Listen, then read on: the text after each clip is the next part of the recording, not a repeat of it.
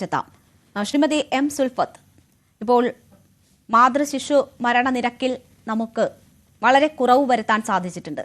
ഇത്തരം ഒറ്റപ്പെട്ട ചില സംഭവങ്ങൾ ഉണ്ടാകുന്നുണ്ട്. നെയ്യാറ്റിൻകരയിൽ ഇടയ്ക്ക് ഒരു സംഭവം ഉണ്ടായിട്ടുണ്ട്. ഇപ്പോൾ മലപ്പുറം അത് വാക്സിനേഷനുമായി ബന്ധപ്പെട്ട് മുഖം തിരിഞ്ഞു നിൽക്കുന്നു എന്ന ഒരു ആരോപണമുണ്ട്. അതിന് പിന്നാലെ ഇപ്പോൾ ഇത്തരം സംഭവങ്ങൾ അവിടെ ആവർത്തിച്ചുണ്ടാകുന്നു, അല്ലെങ്കിൽ പ്രസവം വീട്ടിലാകണം എന്ന തരത്തിലുള്ള പ്രചാരണം അത് മുസ്ലിം മതവിഭാഗങ്ങൾക്കിടയിൽ കൂടുന്നു എന്ന ഒരു ആരോപണം നിലനിൽക്കുന്നുണ്ട്. എന്നാൽ ഇത് മതത്തിന് പുറത്ത് ഏതെങ്കിലും പ്രത്യേക മതത്തിൽ അല്ലാതെ തന്നെയും ഇത്തരം ഒരു പ്രവണതയുണ്ട് എന്നും പറയപ്പെടുന്നുണ്ട്. ഇവിടെ ഇപ്പോൾ ഈ കേസുമായി ബന്ധപ്പെട്ട് നോക്കിയാൽ വലിയ അനാസ്ഥയുണ്ടാകുന്നു. 5 മണിക്ക് പ്രസവം നടന്നിട്ട് 9 മണി വരെയും അവർ അനുഭവിച്ച വലിയ ബുദ്ധിമുട്ടുകളുണ്ട്. അപ്പോഴൊന്നും ചികിത്സ ഉറപ്പാക്കുന്നില്ല. ആ ഘട്ടത്തിലെങ്കിലും ചികിത്സ ഉറപ്പാക്കിയിരുന്നുവെങ്കിൽ അവരെ രക്ഷിക്കാമായിരുന്നു എന്നതാണ് പ്രാഥമിക പോസ്റ്റ്മോർട്ടം റിപ്പോർട്ടിൽ നിന്ന് നമുക്ക് മനസ്സിലാക്കാൻ കഴിയുന്നത്. ഇവരുടെ ജീവിത രീതിയുമായി ബന്ധപ്പെട്ടൊക്കെ തന്നെ വലിയ രീതിയിലുള്ള ദുരൂഹതകളുണ്ട്. ഇവർ പുറം ലോകത്തുമായി വലിയ പരിചയമോ അല്ലെങ്കിൽ ഏതെങ്കിലും തരത്തിൽ ബന്ധമോ പുലർത്തുന്നവരായിരുന്നില്ല. അതിനുശേഷം നോക്കുകയാണെങ്കിൽ ആ കുഞ്ഞിപ്പോൾ തീവ്രപരിചരണ വിഭാഗത്തിൽ കിടക്കുകയാണ്. ആ നവജാത ശിശുവിനെയും കൊണ്ട് അത്രയും ദൂരം സഞ്ചരിച്ചു വന്നിരിക്കുകയാണ്. അപ്പോൾ ആ കുഞ്ഞിന്റെ ജീവന് പോലും ഒരു വില കൽപ്പിക്കാത്ത തരത്തിലുള്ള പ്രവർത്തനങ്ങളൊക്കെ ആ പിതാവിന്റെ ഭാഗത്തു നിന്നും ഉണ്ടാവുകയാണ്. ഇതെങ്ങനെ വേണം നമ്മൾ കാണാൻ? ഏതെങ്കിലും ഒരു മതവുമായി കൂട്ടിക്കെട്ടി ഇതിനെ കാണണമോ? ആ മതത്തിന്റെ വിശ്വാസങ്ങളുമായി ഇതിന് ഏതെങ്കിലും തരത്തിൽ ബന്ധമുണ്ട് എന്ന് താങ്കൾ കരുതുന്നുണ്ടോ?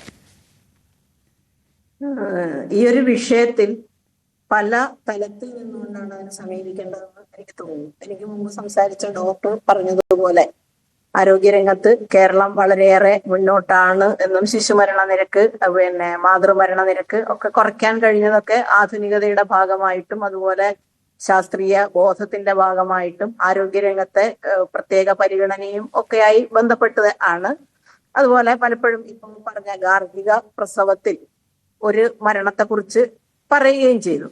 ഇത് കൊണ്ട് അല്ലെങ്കിൽ ഒരു മരണമേ സംഭവിച്ചിട്ടുള്ളൂ എന്നതുകൊണ്ട് ഈ ഗാർഹിക പ്രസവങ്ങൾ വളരെ പോസിറ്റീവാണ് എന്ന് പറയാൻ കഴിയില്ല.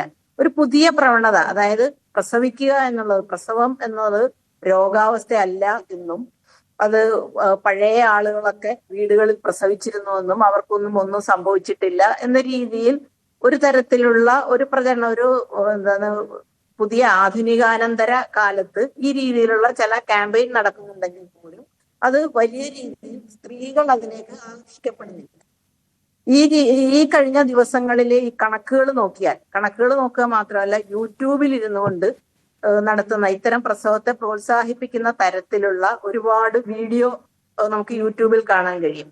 അവിടെയാണ് ഇസ്ലാം മതവുമായി ബന്ധപ്പെട്ട യൂട്യൂബ് പ്രഭാഷണങ്ങൾ വളരെയധികം മറ്റു മതങ്ങളുടെ അവതാരിക ചോദിച്ചതുപോലെ ഇതൊരു മതത്തിന്റെ പ്രശ്നമായി കാണണോ എന്ന് ചോദിച്ചാൽ, അല്ലെങ്കിൽ ഇസ്ലാം മതത്തിന്റെ മാത്രം പ്രശ്നമാണോ എന്നൊക്കെയുള്ള ചോദ്യങ്ങൾ വരുമ്പോൾ വല്ലാതെ ഇസ്ലാം മതത്തെ അപമാനിക്കലാണ് അല്ലെങ്കിൽ അവഹേളിക്കലാണ് അല്ലെങ്കിൽ ഇസ്ലാമോഫോബിയ എന്നൊക്കെ പറയുമെങ്കിലും നമ്മൾ ഇതിന്റെ കണക്കുകൾ പരിശോധിച്ചാൽ ഏറ്റവും കൂടുതൽ ഗാർഹിക പ്രസവങ്ങൾ നടക്കുന്നത് മലപ്പുറം ജില്ലയിൽ ആണെന്ന് റിപ്പോർട്ടുകൾ കാണുന്നു. അതിലെ നമ്മുടെ അത്തരം കണക്കുകൾ വെച്ച് നോക്കുമ്പോൾ ആ ഒരു മതവിഭാഗത്തിൽ നിന്നുള്ളവരാണ് കൂടുതൽ എന്ന് കാണുന്നു. ഇതിന്റെ പ്രചരണം ഏറ്റവും കൂടുതൽ നടത്തുന്നത് ഇതുപോലെയുള്ള മത പണ്ഡിതന്മാരെന്നോ അല്ലെങ്കിൽ ദിവ്യ വിജ്ഞാനികളെന്നോ മന്ത്രവാദ ചികിത്സ നടത്തുന്നതൊക്കെ സ്വയം വിളിക്കുന്ന ചില ആൾക്കാർ, ഇവരൊക്കെ പറഞ്ഞ് പ്രചരിപ്പിക്കുന്നത്, അതായത് ആധുനികതയൊക്കെ വളരെ മോശമാണെന്നും പഴയതൊക്കെയാണ് ശരിയെന്നും പറയുന്ന തരത്തിൽ അവരുടെ പ്രചരണങ്ങൾ. ആ പ്രചരണത്തിൽ ഒരു വീഡിയോ, ആന പ്രസവിക്കുന്നില്ലേ, പശു പ്രസവിക്കുന്നില്ലേ, പൂച്ച പ്രസവിക്കുന്നില്ലേ, അവരൊന്നും ആശുപത്രികളിൽ പോകുന്നില്ലല്ലോ, പിന്നെന്തിനാണ് മനുഷ്യൻ മാത്രം പോകുന്നത്, പ്രസവം ഒരു രോഗമല്ല എന്ന രീതിയിലുള്ള ഒന്നിലധികം, ഒന്നോ രണ്ടോ അല്ല വളരെയധികം യൂട്യൂബ് വീഡിയോ നമുക്ക് കിട്ടും. ഒറ്റ സെക്കൻഡോട് ഈ പറയുന്ന വ്യക്തത കുറവുള്ളത് കൊണ്ടാണ് ഞാൻ ഇടപെടാൻ ശ്രമിച്ചത്. താങ്കൾ പറയുന്ന കാര്യം വളരെ വാല്യുബിൾ ആണെങ്കിൽ പോലും ശബ്ദത്തിൽ എന്തോ ഒരു പ്രശ്നം നേരിടുന്നു. അതൊന്ന് ശരിയാക്കാം.